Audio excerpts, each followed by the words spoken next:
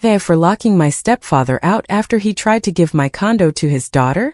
I'm Luna, 38, and by now I should be used to my mother choosing my stepfather's comfort over my boundaries. Dennis has been in my life long enough to act like he raised me, but not long enough to understand the difference between being respected and being obeyed. His daughter, Brooke, always got the soft landing. I got the speeches about being mature, understanding, and not making things harder than they needed to be. The condo was the one thing in my life that was mine. Not family property. Not a backup plan. Not a place people could borrow because I had extra space. Mine. I'm the kind of person who labels storage bins, keeps spare batteries in a kitchen drawer, and saves every boring email most people delete. That last habit is probably the only reason I didn't lose my home to people who thought I would rather stay quiet than look difficult. My mother, Marlene, married Dennis when I was already an adult, so he never had to do the hard parts of raising me. He didn't teach me to drive, sit with me through heartbreak, pay for college, or help me when I was struggling.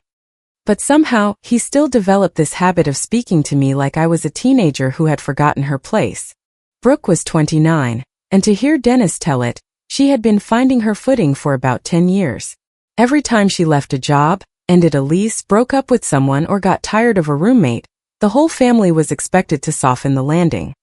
If I didn't offer money, time, furniture, a ride, a reference, or emotional labor, my mother would call me privately and say, "You know how Dennis is. Don't take it personally."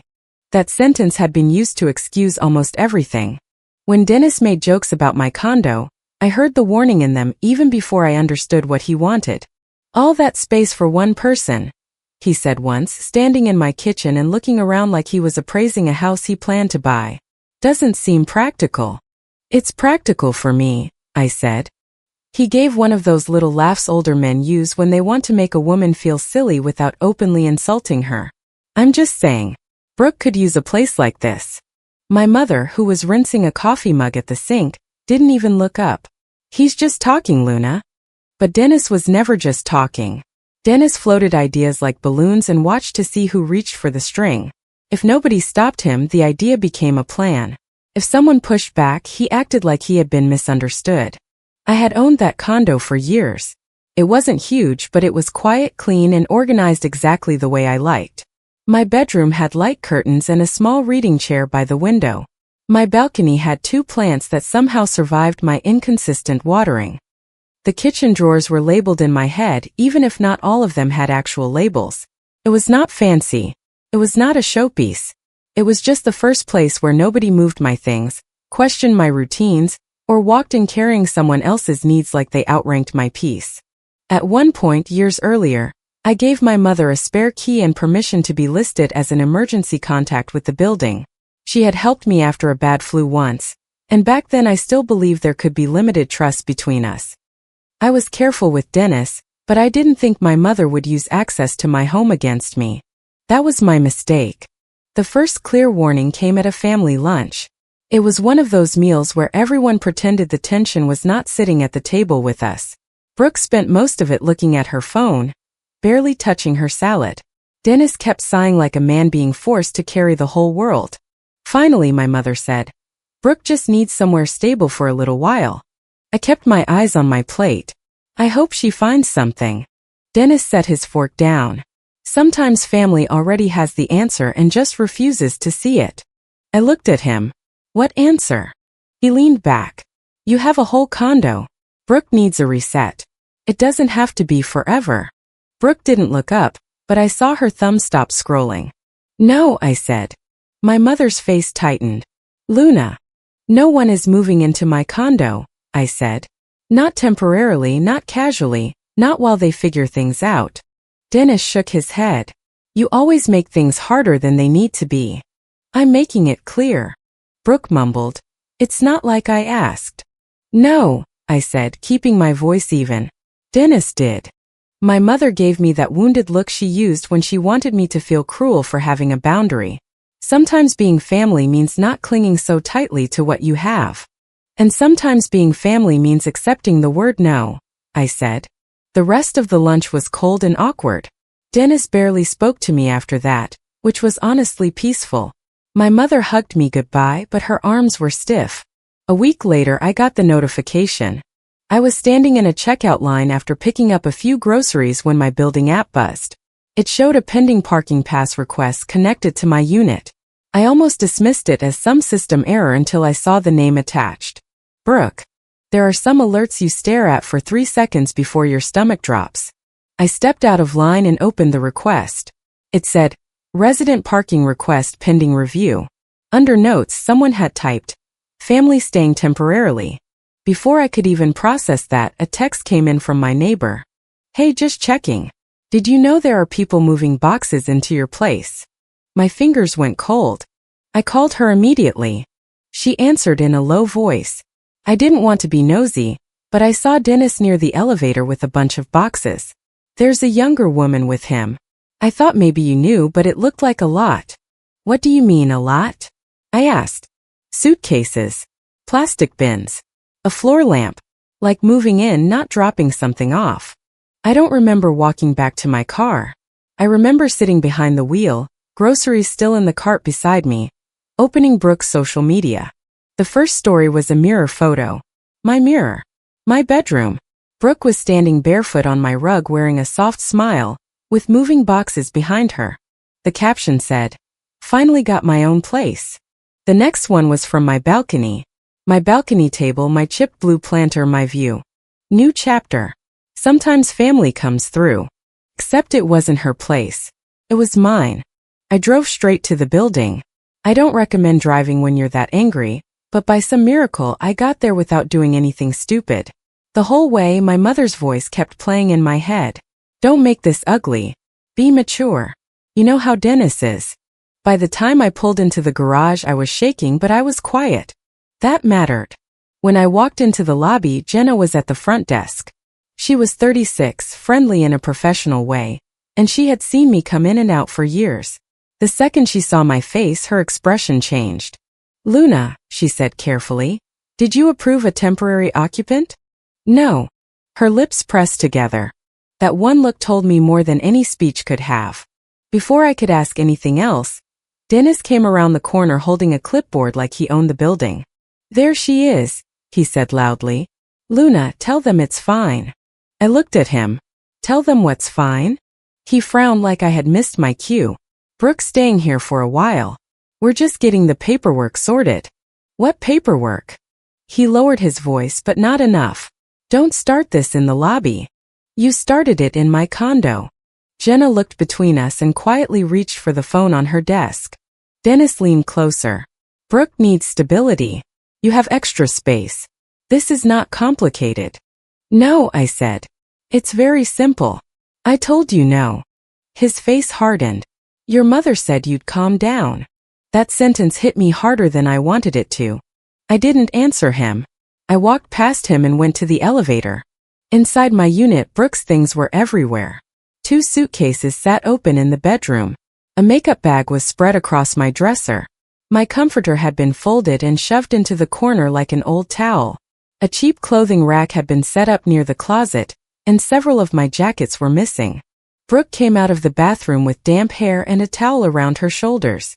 Oh, she said like I had dropped by unexpectedly. Dennis said you were downstairs. What are you doing in my bedroom? She blinked. I thought everyone knew. No. You knew I said no. She looked annoyed for half a second, then softened her face. Dennis said you were fine with it once you calmed down. Once I calmed down?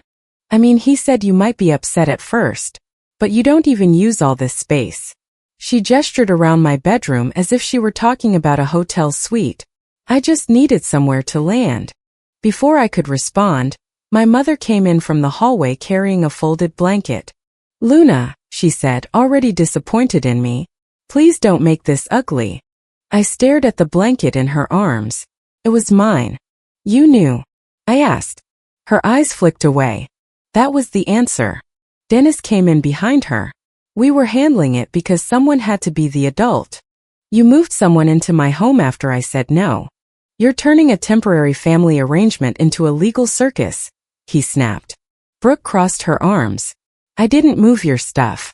I just put mine where there was room. Where is my stuff? Nobody answered. I went to the closet. Half of it had been emptied. I opened the hallway cabinet. My document boxes were gone. My winter clothes were gone. The framed photo that usually sat on my dresser, the one of me with my grandmother, was not there. Where are my things? I asked again. My mother sighed like I was being dramatic. Some boxes were moved to storage. Nothing was thrown away. I left the condo and went down to my storage cage in the garage. They had stacked my life like junk. Boxes labeled Luna Documents, Luna Winter, and Luna Keepsakes were shoved against the wire wall. One bin was cracked. One cardboard box had split at the corner.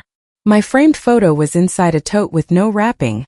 The glass cracked diagonally across my grandmother's face. A folder of old paperwork was bent nearly in half. They had not just moved my things. They had moved my life out of the way. Dennis followed me down and stood a few feet away, arms folded. All this because your name is on some paperwork, he said. I picked up the cracked frame. Yes. He laughed under his breath. That's your problem. You think paperwork is family. No, I said. I think paperwork is what people need when family lies. His face flushed. Watch your tone. I almost snapped. I really did. I could feel years of swallowed anger sitting in my throat. My mother choosing him. Dennis acting like volume was authority.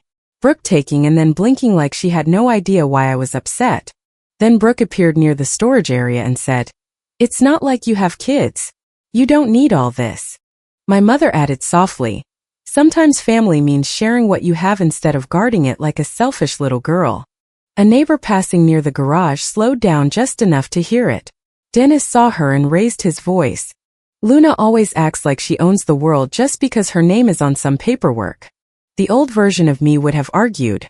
I would have explained that I wasn't selfish, that I had worked for my place, that Brooke could not just take over my bedroom because Dennis wanted her to. I would have tried to make my mother understand. Instead, I looked at Dennis and said, "You're right about one thing. The paperwork matters." Then I took photos of every box, the cracked frame, the bent folder, Brooke's suitcases in my room, and Dennis standing in the storage area. I took screenshots of Brooke's posts before she could delete them. I saved the comments too. "So proud of you for getting your own place," one friend wrote. Brooke had replied, "Finally my turn." Another person wrote, "Wait, is this the place you were talking about?" Brooke replied with 3 heart emojis. It was only a post, she would later say. But the post told the truth better than she did. I went back to the lobby and asked Jenna if I could speak with Mr. Alvarez, the property manager. He wasn't in the office at that moment, but Jenna lowered her voice and said, "I can't give you everything without his approval, but I can tell you there was a request made for an additional fob and a parking pass." "By who?" "Dennis came to the desk yesterday. Brooke was with him. He said you were helping family, and that approval was understood." "Understood by who?" Jenna looked uncomfortable. "He spoke very confidently. That's what he does. He also asked if family access could be added without you coming in person since your mother was already listed as an emergency contact." I closed my eyes for 1 second. My mother. The emergency contact. The old spare key. The folder she had kept copies of years ago, when she helped me organize insurance paperwork after I first bought the place. "How far did it go?" I asked. "The parking pass is pending. The fob was not approved, but an old device was used today. Mr. Alvarez will need to review the audit." I thanked her and asked her to note that I had not authorized Brooke to occupy my unit. Then I emailed property management from the lobby before anyone could twist the story further. I kept it short. Brooke does not have permission to occupy my condo. Dennis does not have permission to request access, parking, maintenance, resident changes, or any building privileges for my unit. I am requesting that all unauthorized access devices be disabled, all pending parking requests be canceled, and my mother be removed as an emergency access contact effective immediately. Please confirm receipt in writing. Then I sent a version to Dennis, Marlene, and Brooke. All unauthorized belongings must be removed by 6 p.m. tomorrow. Any further access to my unit without written permission from me will be documented as unauthorized entry. I am not discussing this verbally. My phone started ringing before I reached my car. Mom. Then Dennis. Then Brooke. Then Mom again. I let every call go to voicemail. By the time I got home that night, my family group chat had exploded. Marlene wrote, "I never thought my own child would put me through this kind of humiliation." Dennis wrote, "All because we tried to help Brooke."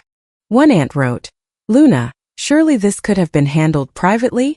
A cousin wrote, "Family helps family. I don't understand why this is such a big deal." Then Tasha, my cousin, texted me privately, "I should have told you sooner." My stomach tightened as I opened the message. She wrote, "At lunch last weekend, Dennis said Brooke just needed to get settled before you could make it a big thing. He said once her stuff was in, you'd calm down because you never really go against your mom." Marlene didn't stop him. She said you would come around. I sat on the edge of my bed and read that message 3 times. It confirmed what I already knew but still didn't want to accept. This had not been a misunderstanding. It was not Dennis making one impulsive decision. It was a plan. They had decided the best way around my no was to create a situation that would be emotionally exhausting to reverse. Brooke was supposed to settle in. My belongings were supposed to stay in storage. I was supposed to be angry for a few days, then ashamed, then quiet. I saved Tasha's message. Then I made a folder. I printed the deed record showing my name. I printed the HOA records listing me as the only owner. I printed my insurance policy. I printed the email from property management confirming my authority over residents, access devices, and parking privileges. I printed screenshots of the parking pass request, Brooke's posts, Brooke's replies, my written notice, the photos of my boxes, the cracked frame, and the hallway timestamp Jenna later confirmed showed Dennis and Brooke bringing boxes into the elevator. I also called a local attorney's office and asked what language I should use if unauthorized occupants refused to leave after written notice. I didn't want drama. I wanted options. The next morning, Mr. Alvarez called me. His voice was calm, almost too calm for how angry I still felt. "Luna, I reviewed your email and the access records," he said. "The request was not approved. Only you are authorized to approve residents, access devices, and parking privileges for this unit. Can you put that in writing?" I asked. "Yes. I also need to document the unauthorized occupancy issue. We can meet at the management office at 4 if that works. Dennis and Brooke will probably come." "That's fine," he said. "This is not a family issue for the building. This is an access authorization issue." That sentence did something for me. It cut through the fog my family always created. Dennis wanted it to be about loyalty. My mother wanted it to be about kindness. Brooke wanted it to be about need. For the building, it was simple. Who had authority? Me. 3:45, I arrived with my folder. Jenna was at the desk. She gave me a small nod, the kind that said she knew more than she could say out loud. Mr. Alvarez was in the office behind the glass wall, reviewing papers. At 3:58, Dennis walked in with my mother and Brooke behind him. Dennis looked angry. My mother looked like she had been crying. Brooke looked embarrassed but also irritated, like this was an inconvenience I had caused her. "We are not doing this in front of strangers," Dennis said as soon as he saw me. I held the folder against my side. "You involved the building when you lied to the building." His jaw tightened. "I did not lie." Jenna looked down at her keyboard. Mr. Alvarez came out and gestured toward the management office. "We can discuss this inside." The office was small with a round table, 2 chairs on one side, and a printer humming in the corner. Dennis didn't sit. My mother did. Brooke hovered by the door. Mr. Alvarez started with the kind of neutral voice that made Dennis even angrier. "I reviewed the records. Brooke is not an authorized resident or approved temporary occupant of Luna's unit. The parking request has been canceled. No additional access device will be issued." Dennis pointed at me. "This is a family disagreement." "No," Mr. Alvarez said. "For our purposes, this is an access authorization issue." My mother turned to me, eyes wet. "Brooke needs this more than you do right now." I felt the old pull. The guilt. The urge to soften my voice and explain myself until she stopped looking at me like I was hurting her. Instead, I said, "Then you can give her something that belongs to you." She flinched. Dennis scoffed. "Listen to yourself. You're punishing a young woman for needing help. I'm removing an unauthorized occupant from my home." Brooke finally spoke. "I'm not trying to take anything from you. I just needed somewhere to land." You posted my bedroom as your own place. It was only a post, she snapped. You're acting like I stole your identity. I opened the folder and placed the screenshots on the table. Brooke's face changed when she saw them printed out. Online, the captions had looked cute. On paper, in a management office, they looked like evidence. Mr. Alvarez glanced at them but did not comment. Dennis waved a hand. Social media nonsense. That doesn't change the fact that she's family. I looked at him. Family asks. Family doesn't break in, move my things, and hand my home to someone else. You gave your mother access, he said. For emergencies. Brooke needed emergency help. No. She needed housing. That is not the same thing as permission to move into my bedroom. My mother started crying harder. You're making me choose, and that is cruel. I turned to her. No. You chose Dennis over your daughter. I'm just choosing the door. For once she had nothing ready. Dennis took a step toward the table. All this because your name is on some paperwork? Yes, I said.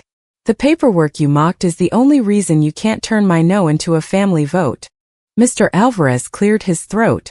To be clear, only Luna is authorized to approve residence, access devices, and parking privileges for this unit. Any further access attempts without written authorization will be documented. The old device used yesterday has been disabled. Jenna appeared in the doorway. The device has been disabled. The parking request is canceled. It was such a small sentence. No drama. No shouting. Just a button clicked somewhere in the system. But Dennis's face changed. He had been angry before. Now he looked exposed. You humiliated me, he said to me. I looked at the folder, then back at him. You gave me the facts. I gave them an audience. Brooke started crying then, but it was not the helpless crying she had practiced. It was angry crying. Where am I supposed to go? She asked. I kept my voice steady. Not my condo. I thought you'd get over it.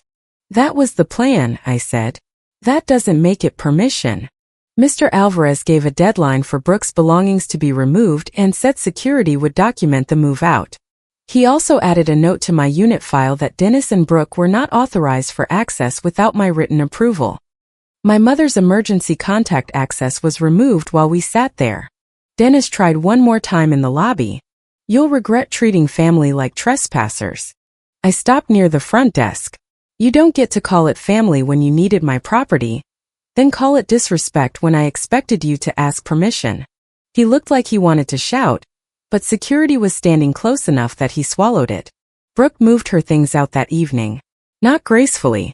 She dragged bags down the hallway and cried loudly enough for people to hear. Dennis muttered under his breath the whole time. My mother stayed near the elevator with her arms crossed, looking at me like I had personally destroyed the family. I stood inside my doorway and checked off boxes as they left. Brooke tried to take one of my throw blankets. That's mine, I said. She dropped it on the floor. When they were gone, my condo looked wrong. The bedroom smelled like Brooke's perfume. My dresser had makeup powder on it. My closet was half empty because my clothes were still downstairs. There were scuff marks near the door. The cracked frame sat on my counter, impossible to ignore.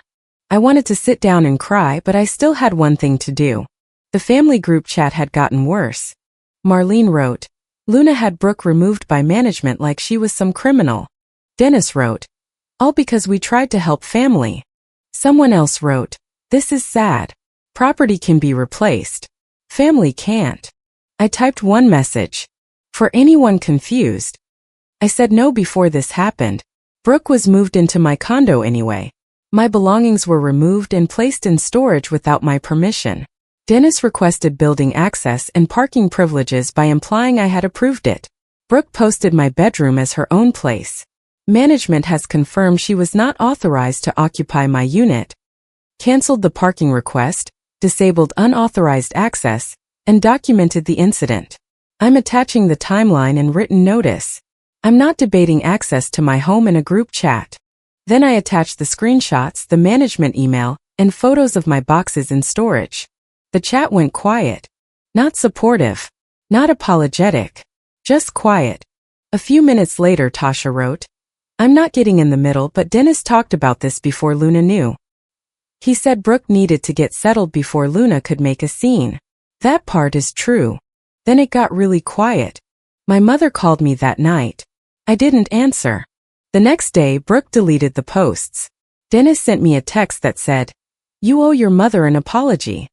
I sent him the invoice for the cracked frame, damaged bin, cleaning supplies, and the storage-related costs I had been charged after they rearranged my cage badly enough that I needed help fixing it. He did not respond. I changed every access setting connected to my unit. I removed my mother as an emergency contact. I retrieved the old spare key from her by telling her in writing that if it was not returned, I would document it as unreturned access property and notify management. She left it in an envelope with the front desk. She did not include a note. I also went through every old folder I had ever given her and took back copies of paperwork she did not need. When she tried to say Dennis had only looked at them because he was trying to understand, I said, he understood enough to lie with confidence. By Sunday night, my condo was mostly back to normal. I washed the bedding 2 times. I put my clothes back in the closet. I replaced the cracked storage bin. I bought a new frame for the photo of my grandmother, even though the crack in the old glass had left a faint mark on the picture itself. The place looked the same, but it felt different. This time I knew exactly who was not getting back in. 3 days later, my mother finally called from a number I didn't recognize. I answered because I thought it was the building. "It's me," she said. I almost hung up, but I waited. She sounded tired. Not sorry. Tired. "You took things too far," she said. There it was. Not, "I'm sorry we moved someone into your home." Not, "I should have protected your privacy." Not even, "I understand why you were upset." Just, "You took things too far. You made Dennis look like a criminal," she said. Dennis made himself look like someone who entered a home he had no right to enter. He was trying to help his daughter. "You helped him move my belongings into storage." She went quiet. I could hear a television in the background. For some reason, that small ordinary sound made me sadder than the crying had. My mother was sitting somewhere comfortable, still trying to make me carry the discomfort of what she had done. Finally she said, "You're going to ruin this family over a condo?" "No," I said. "You keep calling it a condo because that makes it sound small. It was my home. You knew I said no. You helped them anyway. Brooke had nowhere else.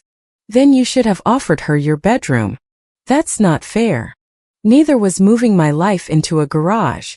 She inhaled sharply like I had slapped her. I didn't apologize for the sentence. For most of my life, conversations with my mother had been a maze. She would start with guilt, turn into tears, circle back to Dennis, and somehow I would end up explaining why I deserved basic respect. This time I did not walk into the maze. "If you want a relationship with me," I said, "you will stop offering my life to Dennis as proof that you're loyal to him." She whispered, "I'm your mother." "I know. That's why this hurt." She didn't answer. I ended the call. Afterward, I muted the family group chat, then left it completely the next morning when Dennis sent a message about modern selfishness and people forgetting who raised them. He did not raise me. He barely knew me. He knew the version of me that used to freeze when my mother cried. That version of me is not in charge anymore. A few relatives apologized privately, not loudly, not in the group chat. People rarely perform courage where they perform judgment. But a couple of them admitted they had believed my mother before seeing the proof. One aunt said, "I didn't realize they actually moved your things." I replied, "That was the point. They wanted everyone to think I reacted to a request, not an invasion." Tasha checked on me 2 times. The second time she said, "He really thought you'd fold." I looked around my living room at my clean counters, my quiet balcony, my door with the updated access record behind it. "I know," I said. "That's why he lost." Dennis is still flagged in the building's security notes. Brooke is staying somewhere else, though nobody has bothered to tell me where. My mother has not apologized. She sends occasional messages that sound like apologies until you read them 2 times. I wish things hadn't gotten so out of hand. I hope one day you understand how hard this was for everyone. I never wanted this kind of distance between us. I don't respond unless there is something factual to answer. My condo is quiet again. The good kind of quiet. The kind where the hum of the refrigerator is the loudest thing in the room, where my keys land in the same bowl by the door, where nobody's suitcase is open on my bedroom floor, where nobody gets to turn my piece into their solution. They said I chose a condo over family. I didn't. I chose the only place in my life where their entitlement was no longer allowed to have a key. If you liked it, don't forget to leave a comment and support the channel by subscribing. See you in the upcoming stories.